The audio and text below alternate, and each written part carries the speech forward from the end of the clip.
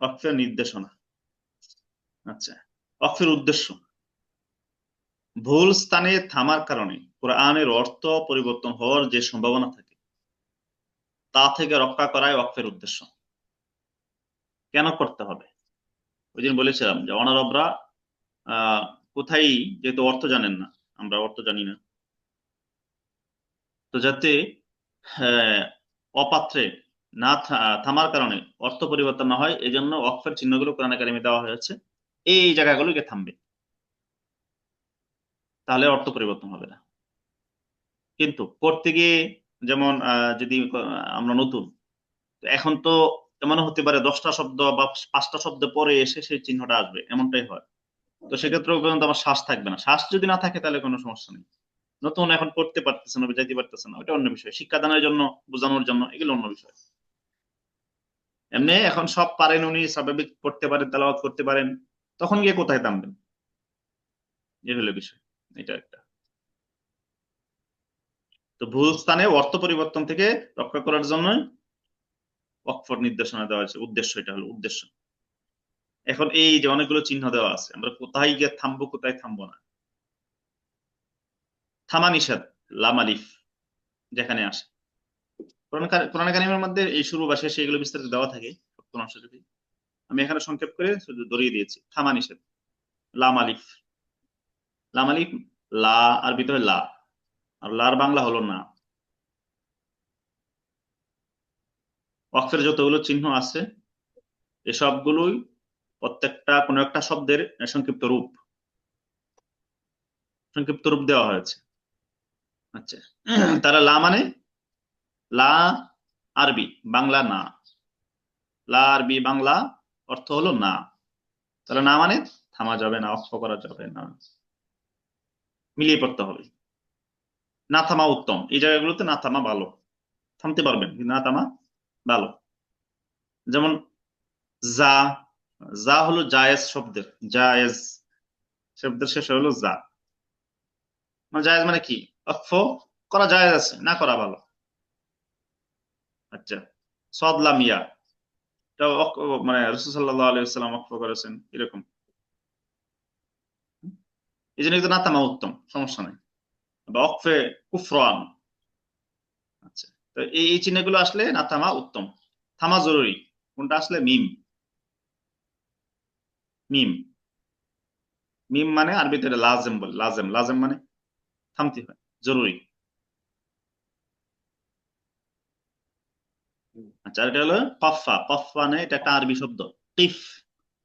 কিফ অর্থ থামো, অক্ষ করো। আরবিতে আদেশসূচক শব্দকে থামার জন্য কিফ শব্দ ব্যবহার করা হয়। কিফ, কিফ অবস্থান করো, থামো, তার মানে থামা জরুরি।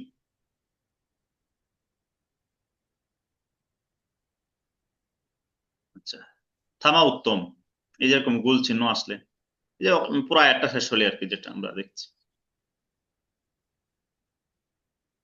ত, যদি ত আসে। আচ্ছা, সদ, উভয় জায়েজ, মানে থামা না থামা সবই জায়েজ। কফ, জিম, তারপরে হলো সদলাম, ওখানে যেটা সদলাম ইয়া, এখন শুধু সদলাম। জি। এখন এই বিষয়গুলো একটু জানা থাকলে ভালো সবগুলোই, এবং এটা হওয়া উচিত। বেশি সমস্যা হলে এতগুলো মনে রাখা সম্ভব না হলে থামা নিষেধ যেটা এটা জানা, থামা জরুরি যেটা, এই দুইটা জানা, বাস। বাকিগুলোতে আপনার ইচ্ছা। যদিও এখানে না থামা উত্তম, এখানে থামা উত্তম, এটা ঠিক আছে, যথাস্থানে করতে পারলে ভালো। কিন্তু এগুলো যদি মনে রাখা সম্ভব না হয়, তাহলে লা থামা যাবে না, মিম আর কফ ফা থামতে হবে। That's it.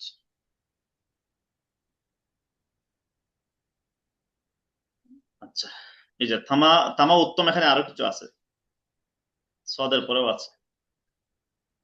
এই যে ওয়াকফে গুফরান, ওয়াকফে জিব্রাইল। ওয়াকফে গুফরান মানে এই যে এখানে গুফরান মানে ক্ষমা, এখন ওয়াকফা করলে গুনাহ মাফ হয়। ওয়াকফে জিব্রাইল, জিব্রাইল আলাইহিস সালাম ওয়াকফ করেছিলেন। ওয়াকফুন নবী, নবী এখানে তেলাওয়াত করতে ওয়াকফ করেছিলেন। এই হচ্ছে বিষয়। আচ্ছা, এগুলো একটু দেখবেন। এখন আমরা ওয়াকফের কিছু ভিন্ন চিহ্ন পড়ব। ভিন্ন চিহ্ন, সাক্তা, শব্দটা হলো সাক্তা। শ্বাস জারি রেখে আওয়াজ বন্ধ করে, শ্বাস জারি থাকবে আওয়াজ বন্ধ থাকবে, উক্ত শ্বাসের সাহায্যেই পরের শব্দটি পড়ার নামই হলো সাক্তা।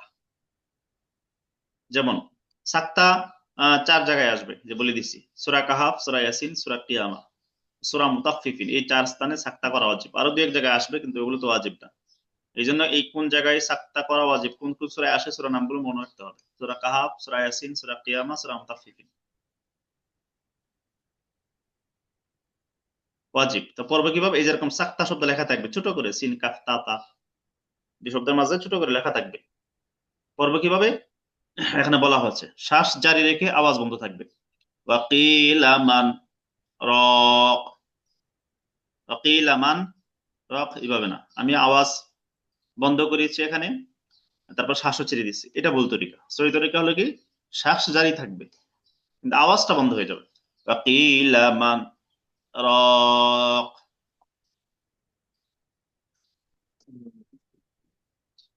এটা একটা। আরটা হলো ওয়াকফাতুন।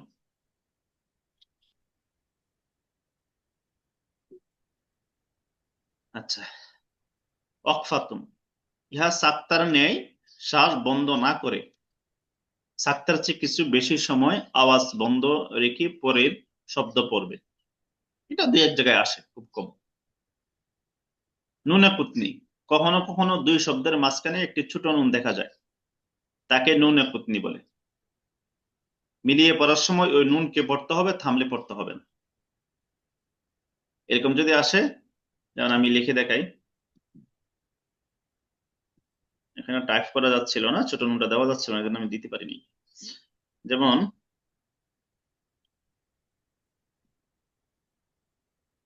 কুল হুয়াল্লাহু আহাদিন,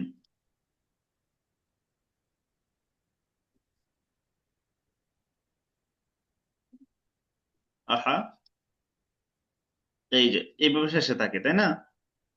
আচ্ছা, এখন এরকম ওয়াকফা চিহ্ন দিলাম। এখন যদি আমি এই যে আল্লাহ, পরে পরে একটা হলো আল্লাহ সামাদ, এই যে অনেক অনেক জায়গায় অনেক হিসেবে এরকম ছোট নুন দেওয়া থাকতে পারে, এরকম থাকবে শব্দটার শেষে, হরফটার শেষে ছোট করে একটা নুন দেওয়া থাকবে, আর আরো ছোট হবে, এটা বেশি বড় হয়ে গেছে, ছোট শেষে এরকম জেদ দেওয়া থাকবে। এখন এটাকে কিভাবে পড়বো? যদি এটা এটার সাথে মিলিয়ে পড়ি, তখন হবে আহাদুনিল্লাহু, কুল হুয়াল্লাহু আহাদুনিল্লাহুস সামাদ, এই যে নুনটাকে লামের সাথে মিলিয়ে পড়ছি। আর যদি থেমে যায় কুল হুয়াল্লাহু আহাদ, তখন আর পড়ার দরকার নেই। এরকম কম আসে। আচ্ছা, ব্যতিক্রম চিহ্ন, ইমালা, সূরা হুদের 14 নং মাজরিয়াহার স্থলে মাজরিয়াহা হবে, ইহাকে ইমালা বলে। একটা জায়গায় আছে সূরা হুদে 14 নম্বর আয়াতে, এই শব্দটা মনে রাখতে হবে। এখানে নিয়ম অনুযায়ী খরাজের যেহেতু আসছে, খারাজেতে মাজরিহা হওয়ার কথা, কিন্তু এখানে হবে মাজরিহা, এই যে একার হবে, শিকার হবে না। বিসমিল্লাহি মাজরিহা ওয়া মুরসাহা, আমরা যানবাহনে উঠলে, যানবাহন না, এটা কোথায়, লঞ্চ স্টিমারে উঠলে করতে হয় এটা, বিসমিল্লাহে মাজরিহা না মাজরিহা, ইহাকে আমালা বলে। এটা মনে রাখতে হবে যে এই শব্দটাই শুধু কোরআন শরীফ, এটাকে রটাকে, শুধু এটা কি সূরা হুদের যে 14 নম্বর আয়াত, সেখানে আসলে এরকম রিহার জায়গায় মাজরা হবে, নাকি সব জায়গাতেই মাজরিহা থাকলে না মাজরিহা পড়তে সব হবে? জায়গায় না, শুধু ওই জায়গায় মাজরিহা। মানে অন্য কোন সূরাতেও বা অন্য কোন জায়গায় যদি এরকম খারা জের থাকে, তাহলে মাজরিহাই পড়বো, শুধুমাত্র সূরা হুদের বেলায় এটা জি, মাজরিহা হবে এরকম? মাজরিহা হবে। অন্য কোন জায়গায় মানে মাজরিহা শব্দ নাই কোরআন শরীফ, আমার জানা মতে। অর্থাৎ এটাকে ঋষিকার না দিয়ে একার দিয়ে পড়তে হবে। একে বলে এমালা। জি, আমালা।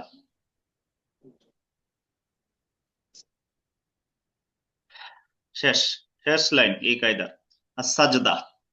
হানাফি মাযহাব মতে কোরআনের 14টি স্থান রয়েছে যা পড়লে বা শুনলে সিজদা দেওয়া ওয়াজিব। এই সেজদা চিহ্নটি, এই যে চিহ্নটা থাকবে সরাসরি আলিফ লাম সিন জাম জিম দাল কুলতা, এটা লেখা থাকবে, চিহ্নটি সেই সিজদার জন্য ব্যবহৃত হয়।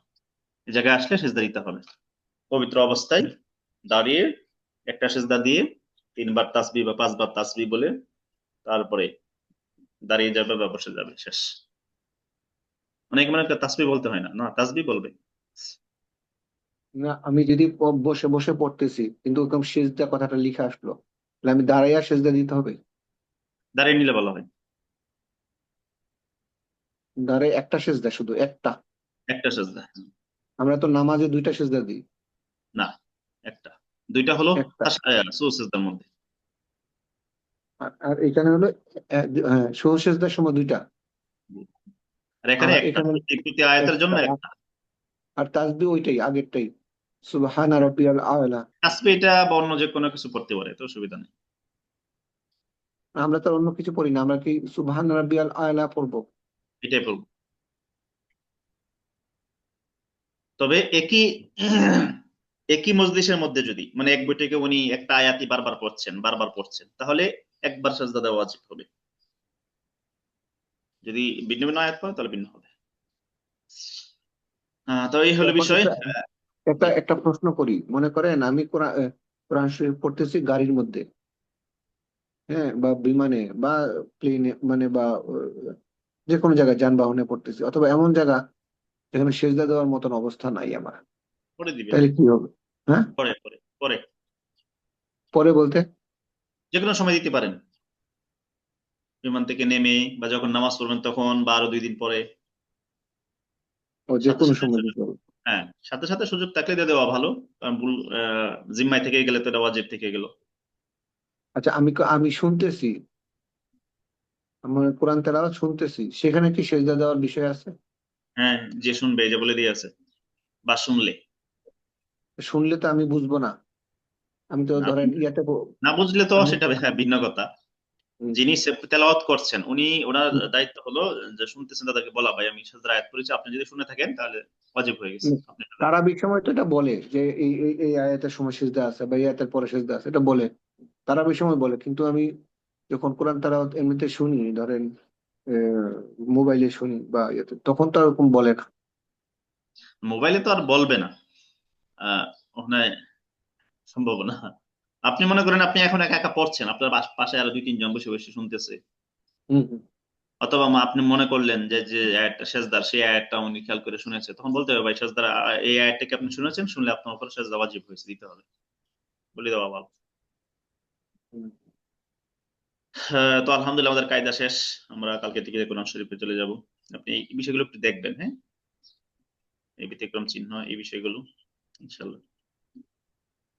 এই সাক্তাটা মুখস্থ করতে হবে, 4 জায়গায় কোন কোন জায়গায় আসে, ছোট করে লেখা থাকবে।